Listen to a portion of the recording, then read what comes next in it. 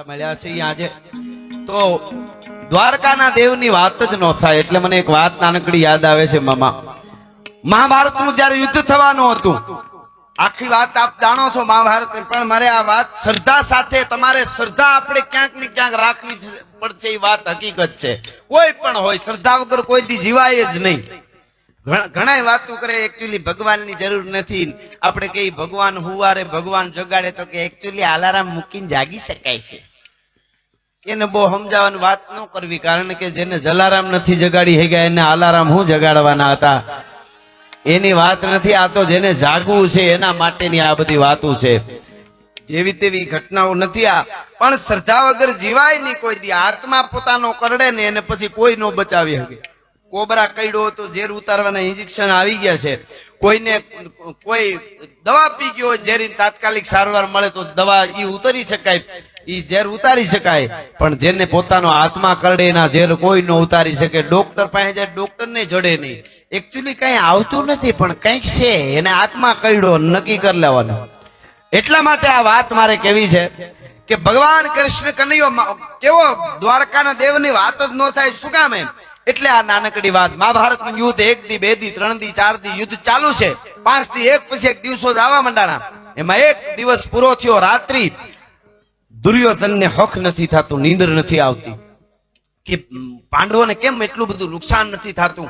પોતાના તંબુમાંથી નીકળી અને દુર્યોધન છે એ દાદા ભીષ્મના તંબુમાં જાય છે. અને ભીષ્મ પિતાના તંબુમાં જઈ, આ સરસ બેન બહુ હારી ચારણ કન્યાની ફરમાઈશ લઈ લીધો બેન, ખમા બેન ને.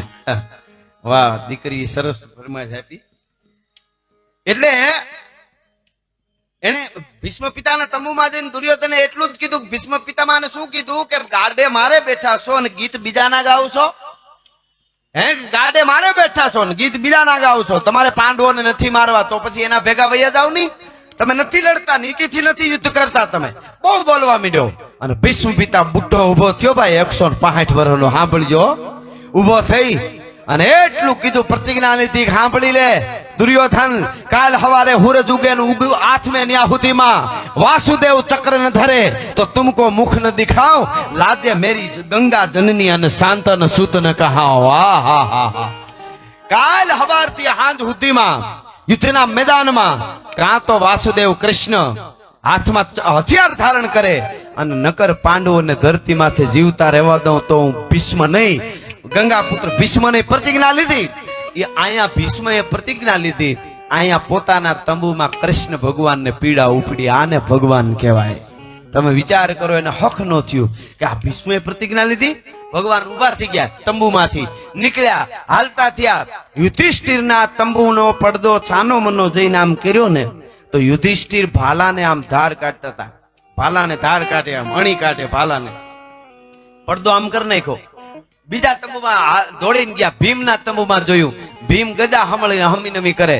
હક નથી, કોઈ નીંદર નથી આવતી. ભીષ્મે પ્રતિજ્ઞા લીધી છે એટલે ભીમે તરત એટલે ઈ પડદો ભગવાને આમ કરી નાખ્યો. સહદેવને જઈને પડદામાં આમ કરીને જોયું, સહદેવ તરવારને ધાર કાઢતા હતા. નકુલના પડદામાં જઈને જોયું, તરવારને ઝેર પાતો તો નકુલ. આ બધા કરતા હતા, બધા જાગતા હતા. એક બાજુ 7 ક્ષણી, એક બાજુ 11 ક્ષણી સેના. કોઈ હુતું નહોતું, કારણ કે કાલે ભયંકર યુદ્ધ થવાનું. વિશ્વાસ કોને કહેવાય સાંભળજો.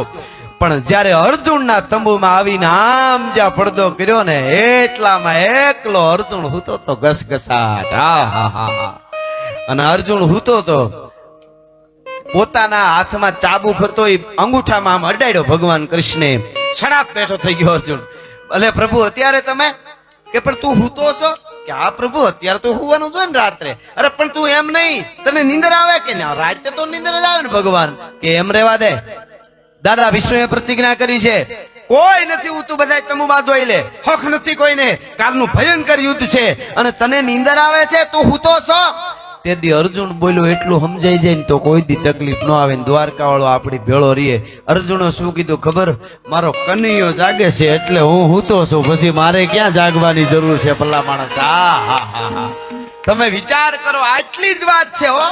મારો કૃષ્ણ જાગે છે, મારો કાળિયો ઠાકર વાસુદેવ જાગે છે, એટલે મારે કોઈ ચિંતા કરવાની જરૂર ન હોય. 11મી અધ્યાય દિવ્ય ચક્ષુતે દિખાયો રૂપ કેતે સુસ નેત્રપાઈ કેતે ભુજ ધારી है અને સૂર્ય ચંદ્ર અગ્નિ जैसे शस्त्र और भूषण है અને દાતન કી રેખ બીચ મરી સેન સારી है.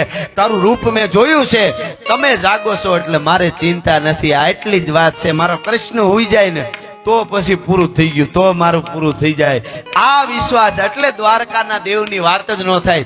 અને શ્રદ્ધાની વાત છે, વિશ્વાસ 100-150 વર્ષ પહેલાની તમને વાત કહું, બનેલી ઘટના છે. દ્વારકામાં જે ત્યાં બધા વાઘેર રાજાઓ, આમ તો વાઘેર રાજા જે દ્વારકામાં થયા એમાં પેલા વાઢેર રાજાઓ પણ હતા દ્વારકામાં, પછી વાઘેર રાજાઓ.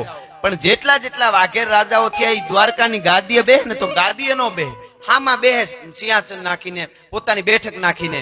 ગાદી એમ કે આ તો અમારો રાજા તો રણછોડ છે, અમારો રાજા તો દ્વારકા વાળો છે.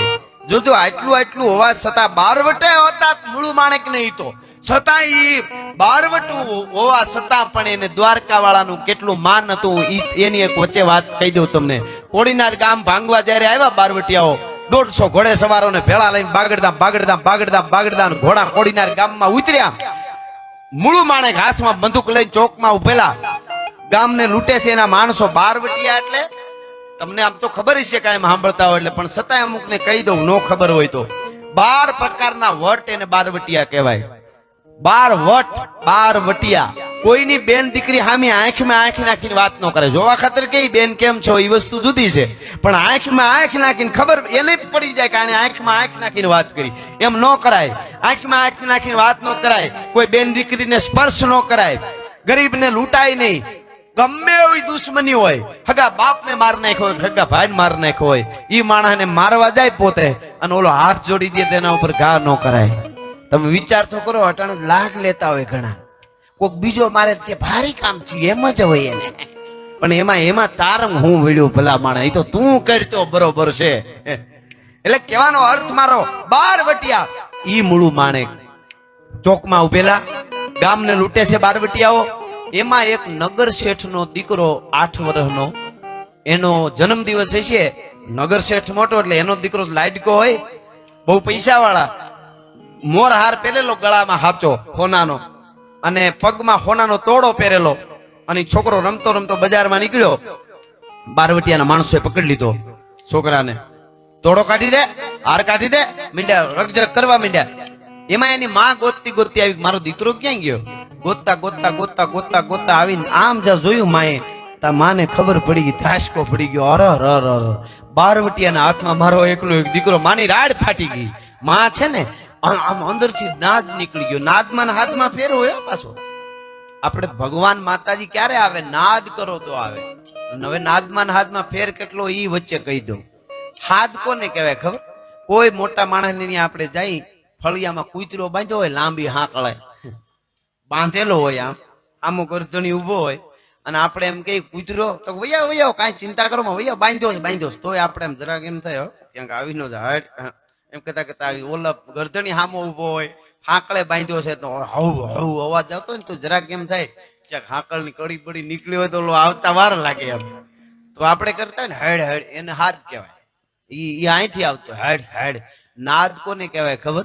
ચોર ચોરી કરવા જતો હોય, અંધારી ગલી હોય, અંધારી ગલીમાં હતાતો કોઈ જોઈ ન જોઈ એ રીતે જાતો હોય, એમાં ઓસિંતાનો કાળિયો કૂતરો હવ કરીને આવે બજારમાંથી, અને પછી જે થાય ને એને નાદ કહેવાય. અહીંયાથી આવે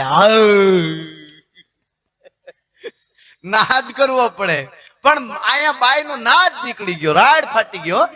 એની માની ઓલ બાળકને માની મારા દીકરાને બારવટીએ પકડી લીધો, માર નાખશે. દીકરાનું નામ માધવ હતું, સાંભળજો, માધવ હતું દીકરાનું નામ. બાઈએ શું કીધું? એ બેટા માધવ, એને હાર આપી દે, એને આપી દે, બધા ઘરે આપી દે, હું તને બીજા લઈ દે, તને મારી નાખશે. માધવ ઈ બારવટિયા છે, માધવ દઈ દે.